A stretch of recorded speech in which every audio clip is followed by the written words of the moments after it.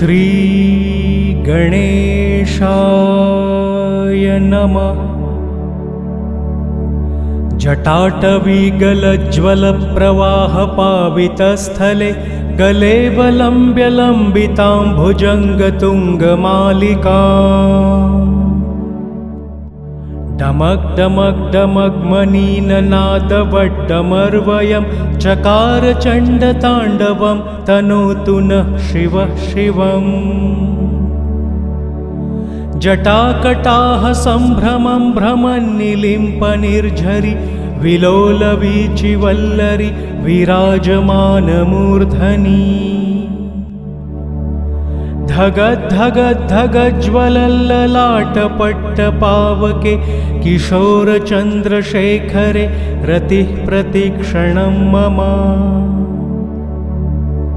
धराधरेन्द्रनन्दिनी विलासबन्धुबन्धुरस्फुरद्दिगन्तसन्तति प्रमोदमानमानसे। कृपाकटाक्षधोरणि निरुद्धदुर्धरापदि क्वचिद्दिगम्बरे मनो विनोदमेतु वस्तुनि। लताभुजङ्गपिङ्गलस्फुरत्फणामणिप्रभा कदम्बकुङ्कुमद्रव प्रलिप्तदिग्वधूमुखे। मदान्धसिन्धुरस्फुरत्वगुत्तरीयमेदुरे मनोविनोदमद्भुतं बिभर्तु भूतभर्तरी। सहस्रलोचनप्रभृत्यशेषलेखशेखर प्रसूनधूलिधोरणि विधूसराङ्घ्रगिप्पिठभू। भुजङ्गराजमालया निबद्धजाटजूटक श्रिये चिराय जायतां चकोरबन्धुशेखरः। ललाटचत्वरज्वलद्धनञ्जयस्फुलिङ्गभा निपीतपञ्चसायकं नमन्निलिम्पनायकम्। सुधामयूखलेखया विराजमानशेखरं महाकपालिसम्पदे शिरोजटालमस्तु नः। करालभालपट्टिकाधगद्धगद्धगज्ज्वल ध्वनञ्जयाहुतीकृतप्रचण्डपञ्चसायके। धराधरेन्द्रनन्दिनी कुचाग्रचित्रपत्रक प्रकल्पनैकशिल्पिनि त्रिलोचने रतिर्ममम्। नवीनमेघमण्डली निरुद्धधुर्धरस्फुरत् कुहूनिशीथिनीतमः प्रबन्धबद्धकन्धरः। निलिम्पनिर्झरीधरस्तनोतु कृत्तिसिन्धुरः कलानिधानबन्धुरः श्रियं जगद्धुरन्धरः। प्रफुल्लनीलपङ्कजप्रपञ्चकालिमप्रभा वलम्बिकण्ठकन्दली रुचिप्रबद्धकन्धरम्। स्मरच्छिदं पुरच्छिदं भवच्छिदं मखच्छिदं गच्छच्छिदान्धकच्छिदं तमन्तकच्छिदं भजे। अखर्व सर्वमङ्गलाकलाकदम्बमञ्जरी रसप्रवाहमाधुरि विजृम्भणा मधुव्रतम्।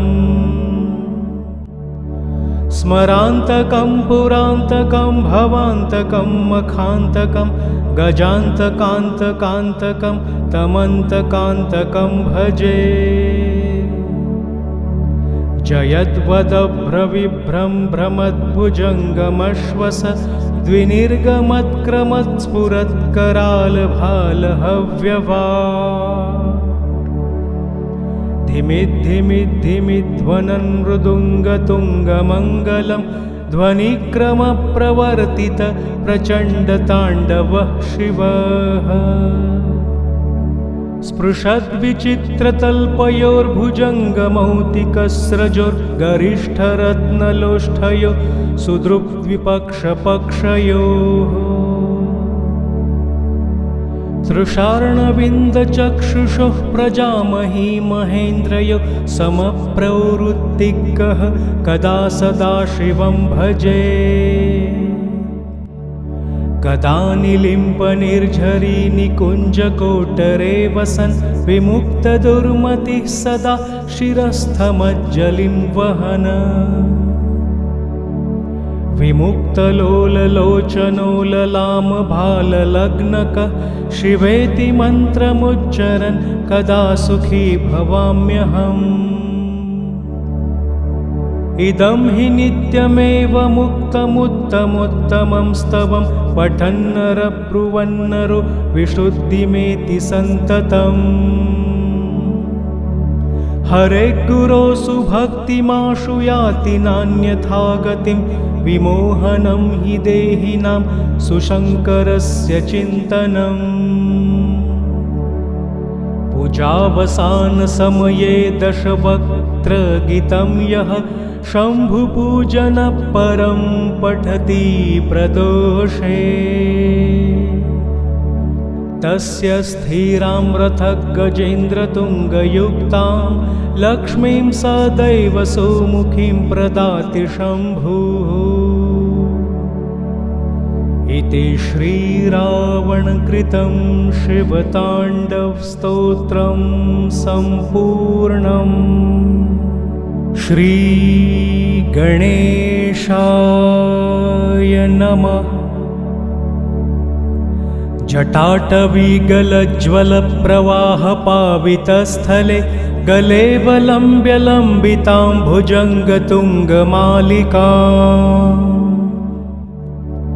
डमक् डमक् डमक् मनीननादवड्डमर्वयं चकार चण्डताण्डवं तनोतु नः शिवः शिवम् जटाकटाः सम्भ्रमं भ्रमन्निलिम्पनिर्झरि विलोलवीचिवल्लरि विराजमानमूर्धनि धगद्धगद्धगज्ज्वलल्ललाटपट्टपावके किशोरचन्द्रशेखरे रतिः प्रतिक्षणं मम धराधरेन्द्रनन्दिनी विलासबन्धुबन्धुरस्फुरद्दिगन्तसन्तति प्रमोदमानमानसे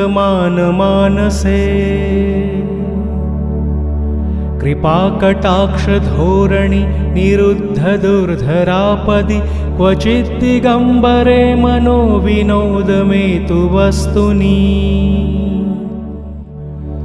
लताभुजङ्गपिङ्गलस्फुरत्फणामणिप्रभा कदम्बकुङ्कुमद्रवप्रलिप्तदिग्वधूमुखे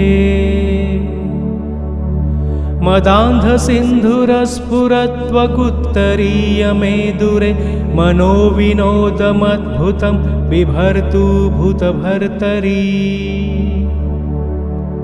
सहस्रलोचनप्रभृत्यशेषलेखशेखर प्रसूनधूलिधोरणि विधूसराङ्घ्रगिपिठभू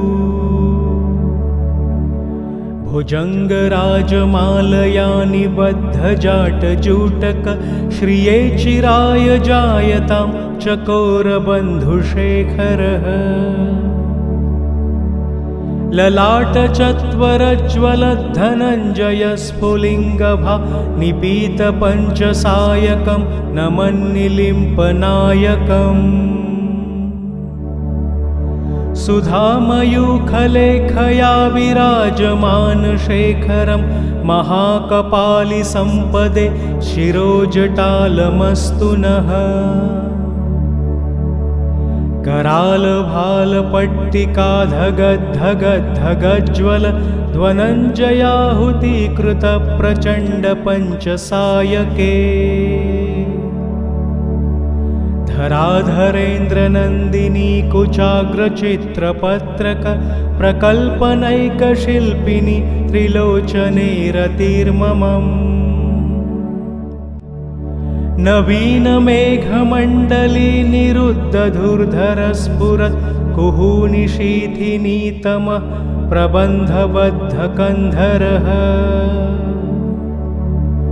निलिम्पनिर्झरीधरस्तनोतु कृत्तिसिन्धुरः कलानिधानबन्धुरः श्रियं जगद्धुरन्धरः प्रफुल्लनिल्लपङ्कजप्रपञ्चकालिमप्रभा वलम्बिकण्ठकन्दली रुचिप्रबद्धकन्धरम्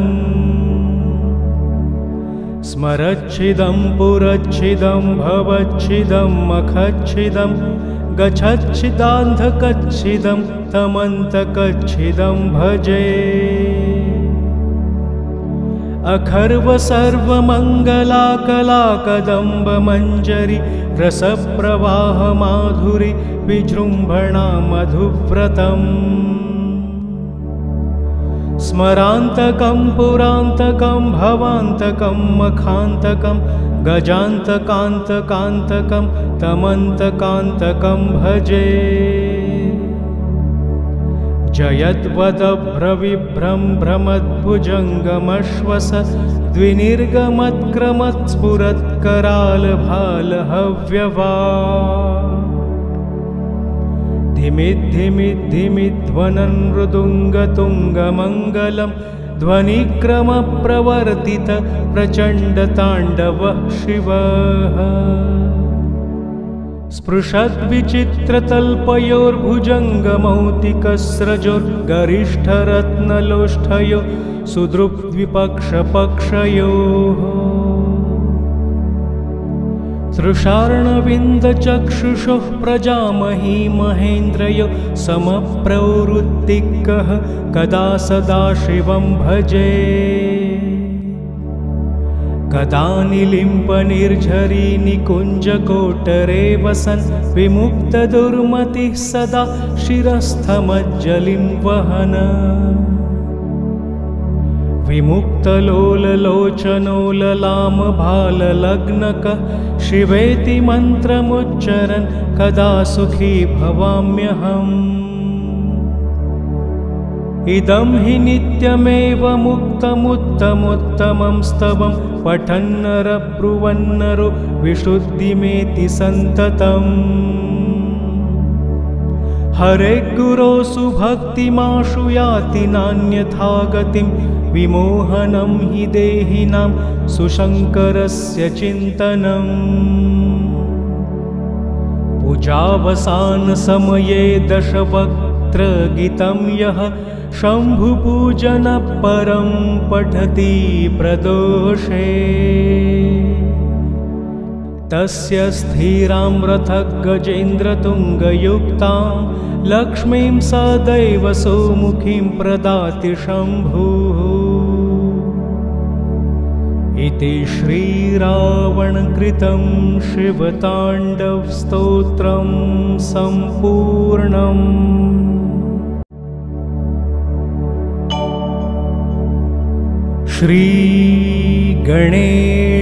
श्रीगणेशाय नमः। जटाटवीगलज्ज्वलप्रवाहपावितस्थले गले वलम्ब्यलम्बितां भुजङ्गतुङ्गमालिका डमक् डमक् डमक् मनीननादवड्डमर्वयं चकार चण्डताण्डवं तनोतु नः शिवः शिवम् जटाकटाः सम्भ्रमं भ्रमन्निलिम्पनिर्झरि विलोलवीचिवल्लरि विराजमानमूर्धनि धगद्धगद्धगज्ज्वलल्ललाटपट्टपावके किशोरचन्द्रशेखरे रतिः प्रतिक्षणं मम